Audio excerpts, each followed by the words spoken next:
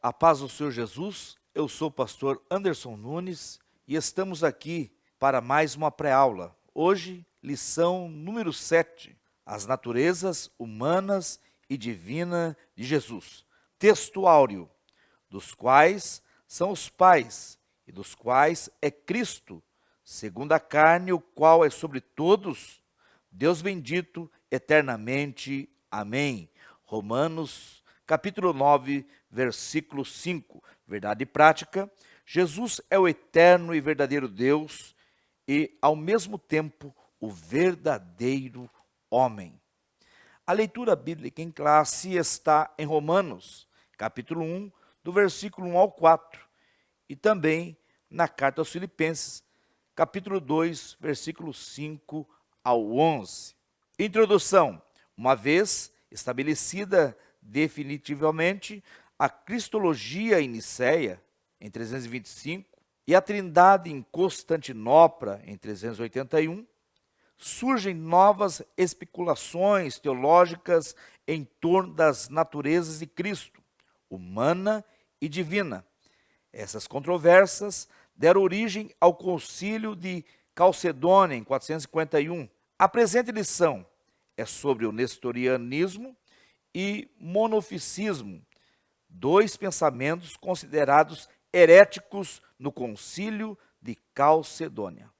Vemos que após a morte do último apóstolo, o apóstolo João, algumas heresias, já antes, vemos que algumas heresias dentro da disciplina Cristologia já tinham se levantado, e João, o apóstolo João, fez apologética, tanto na sua primeira epístola de João, segunda epístola de João, terceira epístola de João, que ele vem confrontar esses falsos mestres. E depois da morte de João, o último apóstolo vivo, os pais da igreja também enfrentaram esta dificuldade. O que antes não foi necessário na igreja primitiva, falar a respeito da Trindade e da deidade de Cristo, agora os pais da igreja se vê aí com a necessidade de sistematizar tanto a Trindade como a deidade de Cristo. Isso nunca foi dúvida na era apostólica, na igreja primitiva, mas agora alguns tentando fazer apologética de um cristianismo monoteísta, acabam caindo em algumas heresias, e vamos ver que várias delas que se levantaram desde o primeiro século até o quarto século, sendo docentismo, arianismo, gnosticismo, e agora vamos ver aqui também outras que esta lição vai nos trazer aqui, outras heresias que vêm dentro da cristologia, aí negando a divindade de Cristo. Então, tópico 1, o ensino bíblico da dupla natureza de Jesus. Ponto 1, descendência de Davi segundo a carne. Romanos 1 e 3, que diz: acerca de seu filho, que nasceu da descendência de Davi, segundo a carne. Aqui, Paulo está falando da humanidade de Cristo. E aqui vemos que o comentarista fala a respeito dos ancestrais de Jesus. Ele veio de uma família humana de carne e ossos, que vivia entre o povo de Israel. A sua linhagem está registrada na introdução do Evangelho de Mateus e no capítulo 3 de Lucas. Vemos que os evangelistas, Mateus, apresenta Jesus como rei. Marcos apresenta Jesus como servo. Lucas apresenta Jesus como filho do homem. E João apresenta Jesus como filho de Deus ou o próprio Deus, como vamos aprender nessa lição. Então, Mateus apresentando Jesus como rei, vemos que a genealogia do capítulo 1 de Mateus, ele vai iniciar em Abraão, mostrando que Jesus é um legítimo descendente de Abraão, passando pela linhagem davídica, deixando claro que Jesus é um descendente de Davi e é realmente aquele que poderia assumir o trono de Davi. Ele tinha prerrogativa para isso. Era um descendente legal da família de Davi. Então, ele inicia sua genealogia em Abraão, passando por Davi. Já Lucas, que apresenta Jesus como filho do homem, ele já inicia lá em Adão, mostrando em sua genealogia que Jesus é um legítimo descendente de Adão, um representante da raça adâmica. Então, nesse ponto 1, nós vemos que Jesus era realmente, segundo a sua deidade, 100% homem. Agora vamos ver que também ele é 100% Deus, que essa é a sua deidade. Jesus era 100% Deus e 100% homem.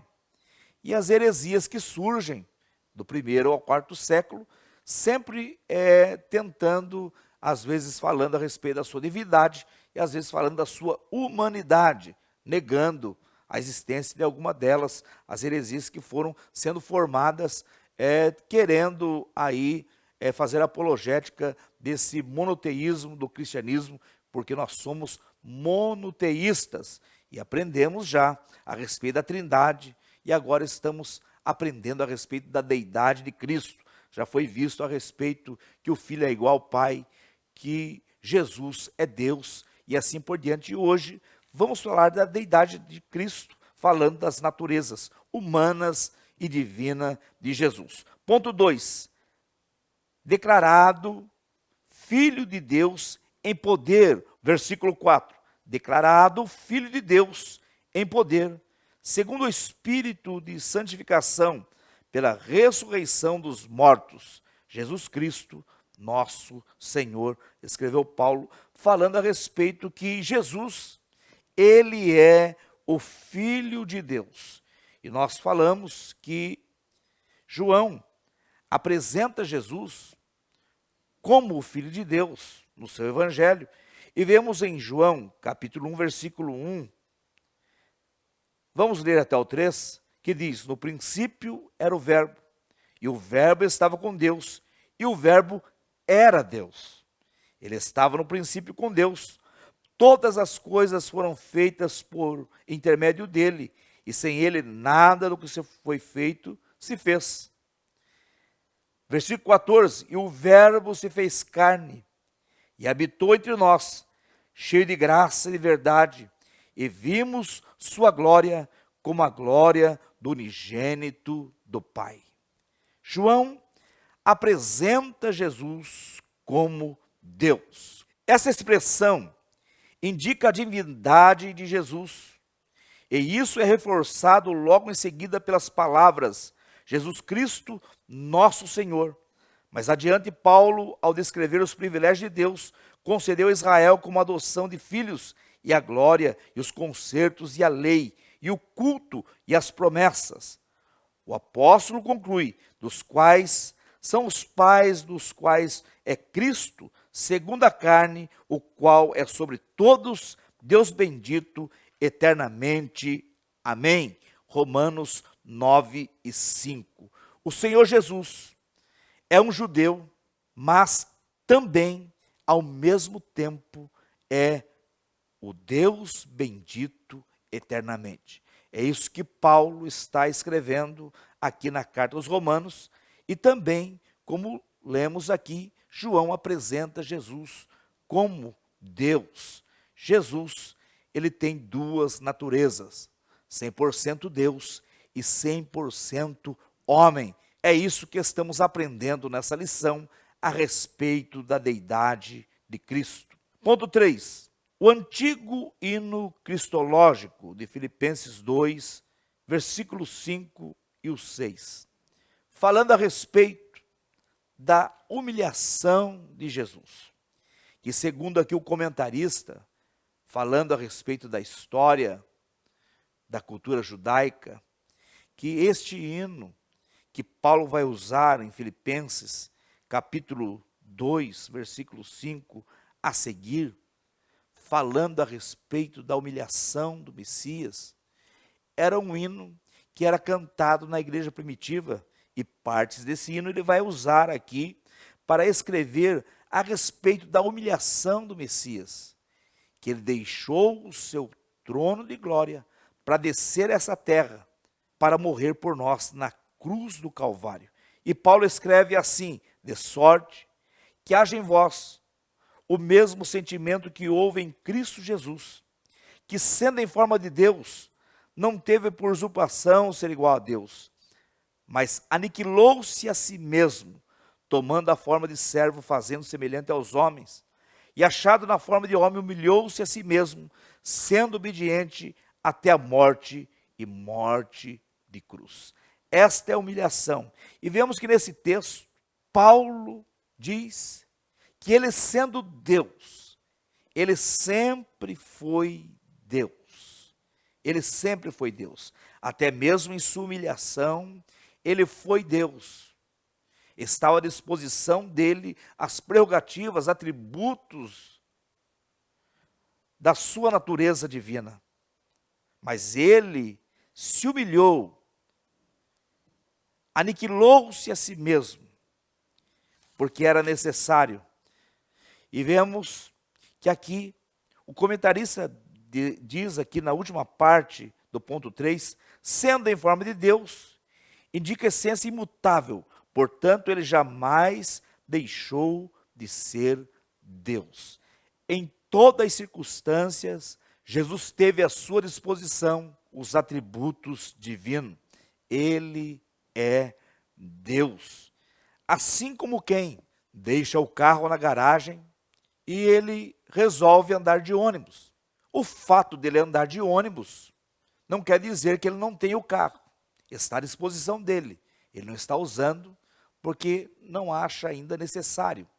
Mas está à disposição dele. Assim também Jesus tinha a sua natureza divina. Mas sabemos que ele tinha que vencer no deserto, na cruz, como homem, como legítimo descendente de Adão, como representante da raça adâmica. Ele tinha que vencer como homem. Mas vamos ver um pouco mais adiante que ele usou algumas vezes os seus atributos como Deus, mas vemos que quando ele usa a sua humanidade, ele não deixa de ser Deus, hora nenhuma. Assim como o rei, conta-se que um rei, uma certa vez, retirou a sua roupa real e saiu pelas ruas e se assentou com os mendigos. O fato dele estar ali, ter mudado a sua roupagem, não mudava a sua condição de rei. Assim Jesus também sempre foi Deus. Então, vemos aqui no ponto 3, falando a respeito da humilhação de Jesus, que mesmo em sua humilhação, ele sempre foi Deus. Importante destacar que a sua humanidade não era divinizada. E a sua natureza divina também não era humanizada. Importante destacar isso, que ele tinha realmente duas naturezas, distintas, antagônicas. Jesus, ele era 100% Deus e 100% homem. Tópico 2. As heresias contra o ensino bíblico da dupla natureza de Jesus. Quem foi Nestório? Agora, o comentarista passa a falar a respeito de Nestório, que foi um bispo de Constantinopla entre 428 e 431. Ele discordava do título dado a Maria, que foi dado por Cirilo, que era o bispo de Alexandria, que viveu mais ou menos na mesma época, de 376 a 444 da nossa era, o título Mãe de Deus. Isso incomodou Nestório. E Nestório, para tentar rebater a heresia de Cirilo, ele acaba trazendo uma outra heresia, que este título de Mãe de Deus, que vem do grego Theotokos, literalmente portadora de Deus, ele sugeriu receptora de Deus ou Christotokos, mãe de Cristo. E aqui o comentarista diz, sim, mãe de Jesus humano, conforme o texto de Mateus 2:11, versículo 13, 14, o 20 e também o 21. E não mãe de Deus, visto que Deus é eterno, segundo o Salmo 90, verso 2, e assim por diante. Cirilo havia falado, dado esse título, e isso se tornou notório em todo o Império Romano, que se tornou popular. E Cirilo, politicamente, era mais forte do que Nestório.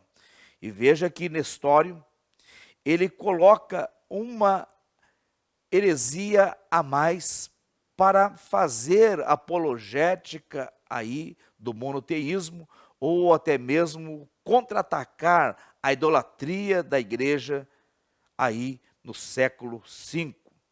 E acaba caindo também em contradição, trazendo mais uma heresia dentro da temática da cristologia, trazendo mais uma heresia. O que ensinava? Ponto 2. Qual era a heresia que Nestório trouxe? Que parece que ele concorda com a deidade. Alguns leem e entendem que ele está concordando com a deidade e com as duas naturezas de Cristo, 100% Deus e 100% homem. E realmente ele concorda com esta parte.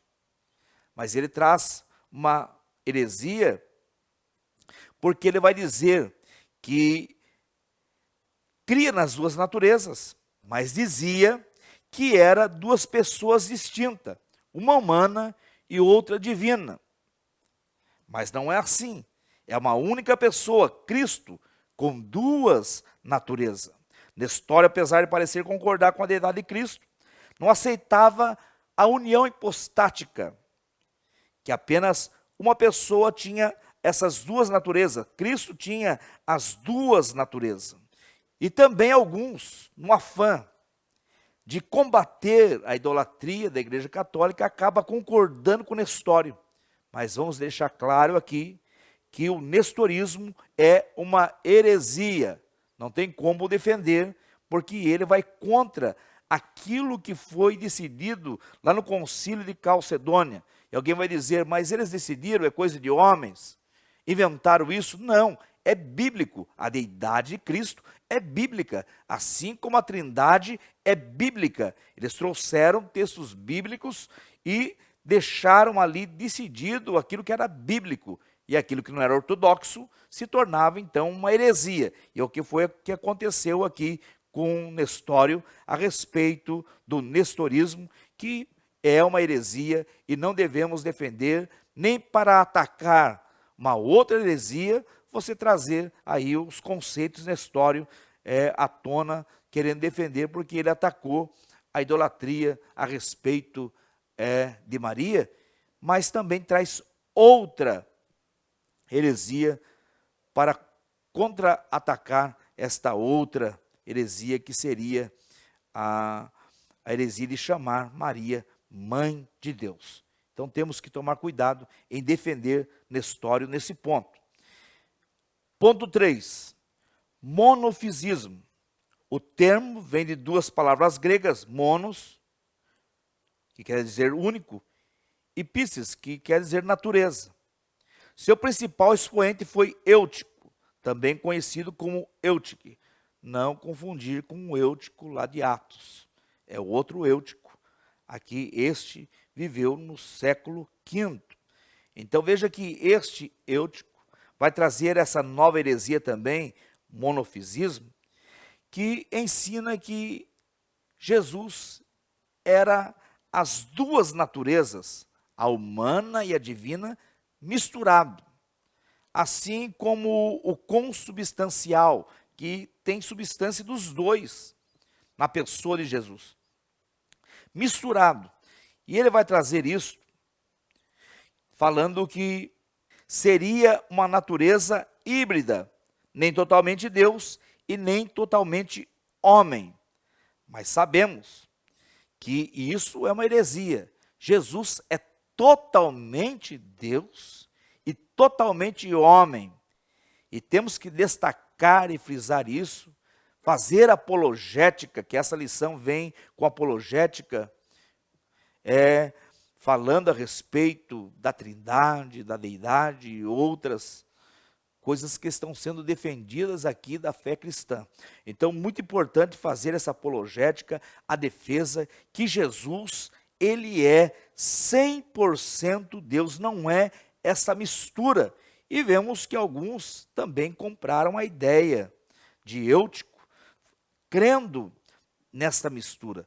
Mas sabemos que Jesus não é um ser híbrido, mas é um ser totalmente Deus e totalmente homem, como já explicamos que era necessário ele vencer como homem, mas também vamos ver que ele fez uso da sua autoridade, fez uso da sua onisciência, fez uso dos atributos divinos também. Vamos ver um pouco mais adiante. Então, agora chegando no ponto 4 do tópico 2, que diz o concílio de Calcedônia. E falar a respeito desse concílio, falando a respeito da deidade, da trindade, desses concílios, a nossa declaração de fé. Nós temos uma declaração de fé das Assembleias de Deus do Brasil, lançada em 2016 na Convenção Geral da CGDB, e colocado à venda no ano 2017. O autor desse livro é o pastor Ezequias Soares, e destaca aqui pontos importantes do nosso credo. Todo pregador, professor deve ter esse livro, e aqui está falando, fala a respeito da pessoa de Cristo, da pessoa do Pai, da pessoa do Espírito Santo, fala dos dons, fala de tudo que a nossa igreja professa. Então, é importante você ter em sua biblioteca esse livro, A Declaração de Fé. E também fala dos concílios. Esse concílio de Calcedônia, por exemplo, está aqui na página 218. Então, muito importante. Essa formulação teológica fala das duas naturezas de Cristo. Isso foi defendido ali no concílio de Calcedônia. As propriedades de cada natureza permanecem intactas. Como eu disse, a sua natureza humana é 100% humana, não é divinizada. E a sua natureza divina é 100% divina. Ela não é humanizada. Então, veja que aqui o credo, o concílio de Calcedônia vai dizer uma só pessoa em substância, não dividido ou separado em duas pessoas, mas um só, e mesmo Filho unigênito, Deus, Verbo, Jesus Cristo, Senhor. A encarnação do Verbo não é uma conversão ou transmutação de Deus em homem, e nem de o homem em Deus. A distinção é precisa entre a natureza e a pessoa, diz o documento. Isso que foi decidido lá no concílio de Calcedônia. E Nestório foi contra o que foi decidido em Calcedônia, que é posterior à sua heresia, e vai então escrever a sua heresia, que dá aí início ao nestorismo. Tópico 3. O perigo dessas heresias na atualidade. Ponto 1. Os monofisistas. Quando a doutrina monofisista foi rejeitada juntamente com o nestorianismo, houve rejeição de Jacó Baradeus, que viveu do ano 500 ao ano 578. Um monge sírio liderou o grupo monofisista e preservou a tradição sírio-monofisista, conhecida como a tradição jacobita. Ele e seus seguidores rejeitaram a decisão do concílio de Calcedônia e então adotaram as heresias do monofisismo. Então temos que tomar cuidado que ainda existe esse grupo e vemos que são da igreja ortodoxa. E aqui falam os lugares. Então, muito importante você tomar cuidado com essas heresias que, apesar do tempo passar, elas vêm com nova roupagem e muitas seitas usam essas heresias nos dias atuais. Ponto 2. Quenotismo.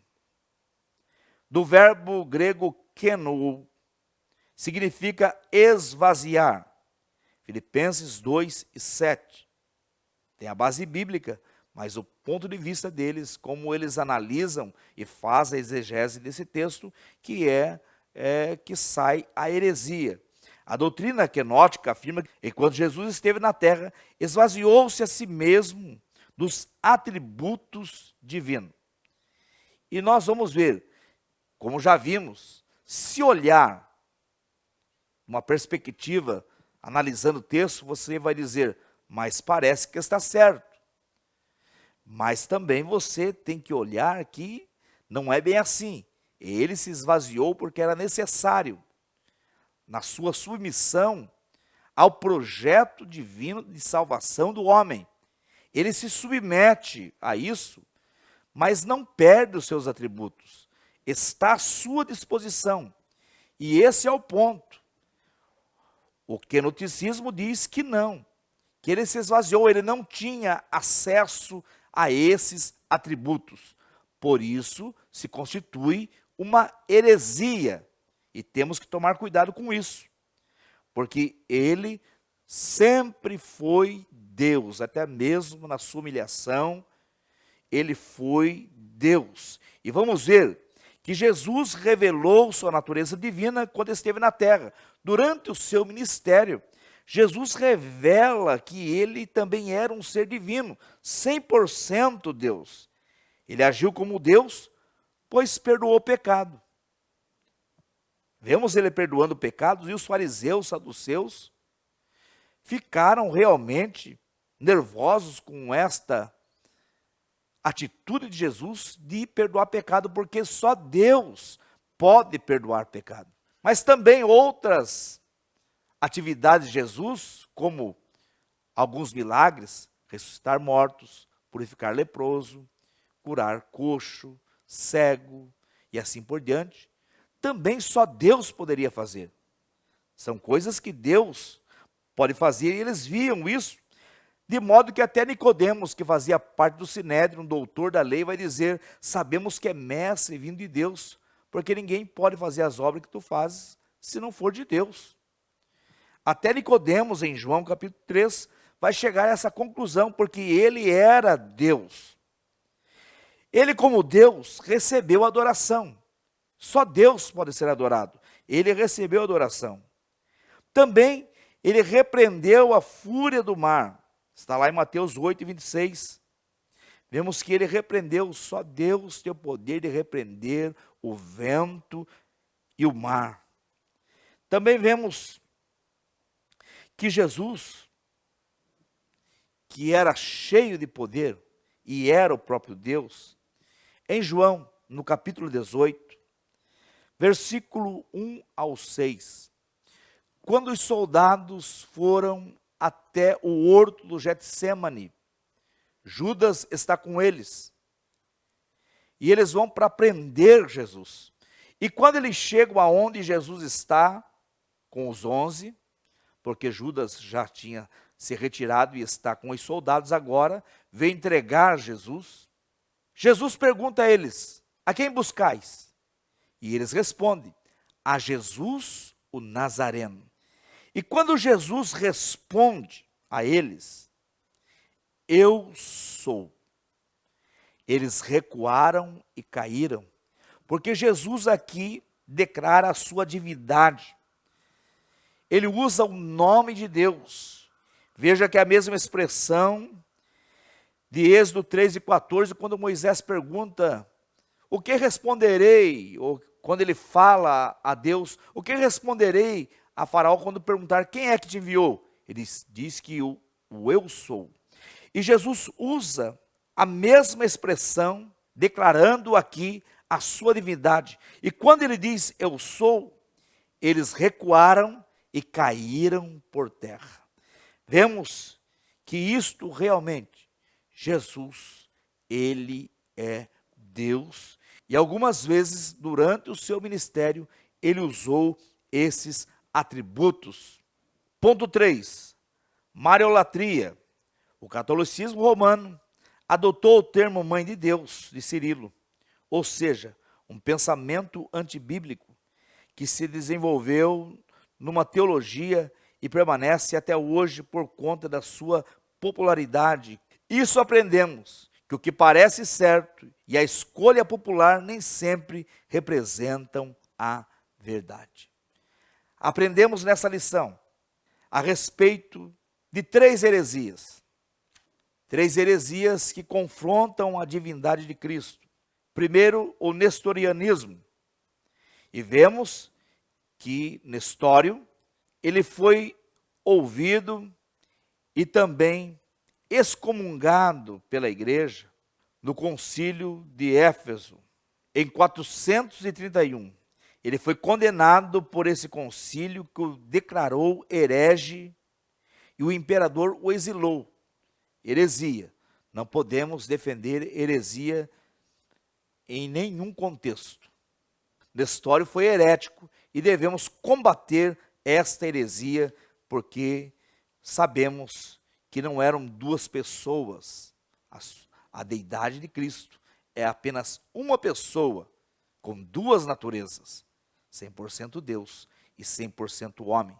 Também aprendemos a segunda, que é o monofisismo, também heresia, e devemos também refutar e fazer apologia, a defesa da divindade de Cristo. Ele é 100% Deus. Ele não é um ser híbrido, como afirma Eutico aqui do século V. Ele não é isso, ele não é uma mistura do divino e do humano. Ele é 100% Deus e 100% homem. E também a terceira heresia aqui, o quenoticismo, que sabemos que ele tinha acesso aos atributos divinos, e provamos aqui que algumas vezes ele usou os seus atributos divinos, apesar dele adotar a natureza humana, porque ele tinha que vencer no deserto e também na cruz, em outros momentos, como o homem. Ele tinha que vencer. O primeiro Adão foi vencido lá no Éden, e o segundo Adão venceu. Este representante da raça adâmica, ele venceu como homem. Isso foi necessário, mas ele também tinha acesso aos seus atributos divinos. Ele nunca deixou de ser Deus. É isso que essa lição vem nos ensinar. Conclusão: o concílio de Calcedônia, em 451, reafirma os 2 concílios anteriores, o de Nicéia, em 325, e o de Constantinopla, em 381, ratificando os credos produzidos por esses conclaves gerais, e estabeleceu definitivamente as 2 naturezas de Cristo, 100% Deus e 100% homem. A melhor maneira de proteger dessas e outras heresias é conhecer bem no que acreditamos, os ensinos oficiais da nossa igreja e os seus respectivos fundamentos bíblicos. Isso serve como nosso referencial quando nos deparamos com doutrinas inadequadas. Então temos que combater e sermos ortodoxos no que diz a palavra de Deus. Não são os concílios que dizem o que pensamos a respeito de Deus, a respeito de Jesus e a respeito do Espírito Santo. Eles só chegaram à conclusão a respeito das 3 pessoas da Trindade, olhando para que os apóstolos ensinaram, aquilo que eles aprenderam com Jesus. São realmente conceitos bíblicos, constatação bíblica, constatação teológica. A Trindade, a Deidade, tudo o que falamos, estamos falando aqui a respeito da pessoa do Pai, da pessoa do Filho, da pessoa do Espírito Santo, é bíblico, não é uma decisão de homens, como alguns afirmam aí. São realmente constatações teológicas, mas os pais da igreja tiveram aí a necessidade de sistematizar essas doutrinas para que as heresias caíssem por terra. Teologizar estas doutrinas, e hoje temos bem fixadas a cristologia, a teontologia, também a paracretologia, pneumatologia. Todas essas doutrinas foram fixadas nesses concílios e são importantes para nós, mas são constatações bíblicas. Deus abençoe a todos, que Deus possa continuar abençoando a sua vida, que Deus abençoe a sua aula, você professor, você aluno, que a bênção de Deus esteja sobre a sua vida. E até domingo na EBD. Deus abençoe, meu abraço ao nosso pastor-presidente, pastor Sérgio Melfior, e também ao nosso vice-presidente e coordenador geral da Escola Bíblica Dominical, pastor Eliseu Melfior. Deus abençoe a todos.